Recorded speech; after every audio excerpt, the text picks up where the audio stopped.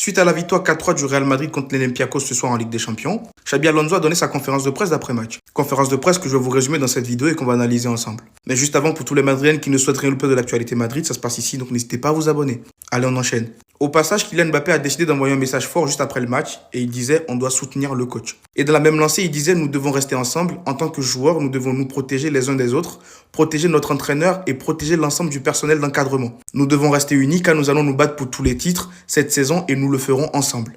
Déjà pour moi, entre cette déclaration de Kylian et cette image d'Alonso et Vinicius Junior à la fin du match qui se font un câlin, comme on peut le voir là, je pense clairement que l'entraîneur, il a eu une discussion avec ses joueurs et je crois qu'avec un peu de chance, il y a des choses qui sont en train de s'arranger. En tout cas, je l'espère bien.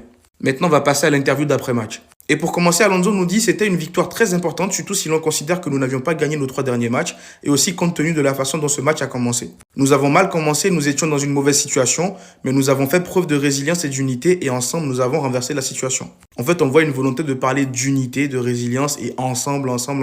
Ce qui confirme pour moi le fait que je pense que les joueurs ont parlé avec leur entraîneur. On verra bien avec les matchs qui suivent.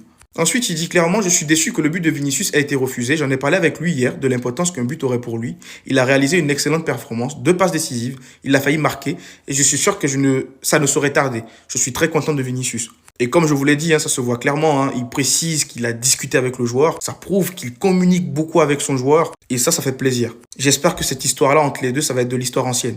Perdre le contrôle en deuxième mi-temps, tout d'abord, je veux souligner la chose la plus importante, les 3 points. Mettre fin à cette mauvaise série était très important. Je pense que nous avons fait preuve de maturité ce soir et même si la deuxième mi-temps n'a pas été aussi bonne, nous n'avons pas perdu nos moyens. Bon, en vrai, on a failli perdre nos moyens, mais ça va. On a réussi à prendre les 3 points. Faut rester concentré là-dessus et surtout essayer d'améliorer ce qui ne va pas. Et d'ailleurs, il est revenu sur ce qui ne va pas. Il dit « L'équipe encaisse trop de tirs de ses adversaires dans les derniers tiers. Nous devons nous améliorer, tout améliorer, réduire les distances, presser les attaquants, rendre nos blocs plus solides. Il y a beaucoup de choses à améliorer. » Par contre, ce qui me fait plaisir, c'est quand il précise qu'ils doivent beaucoup plus presser les attaquants.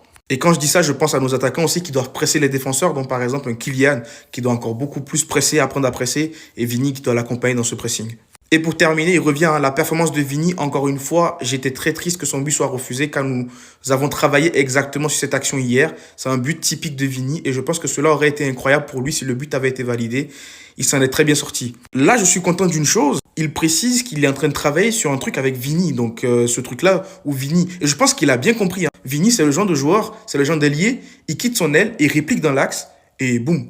Donc, je crois qu'ils l'ont travaillé à l'entraînement. Ils sont en train de le travailler et ça fait grave plaisir. Ça prouve que Alonso et Vini, ils travaillent quand même ensemble. Et ça, je suis très content par rapport à ça. Franchement, les gars, moi, laissez-moi vous dire, je pense que si les joueurs, en tout cas Alonso, il parle à ses joueurs, il arrive à améliorer sa relation avec ses joueurs et que les joueurs aussi comprennent ce qu'il a envie de mettre en place et essayent de comprendre et d'adhérer à ce qu'il a envie de mettre en place, je pense que ça pourrait bien se passer. Les joueurs vont apprendre beaucoup de choses, surtout avec ce football moderne-là. Mais bref, dites-moi ce que vous en pensez dans les commentaires. Et surtout, pour ne rien louper, vous savez ce qu'il vous reste à faire. Abonnez-vous.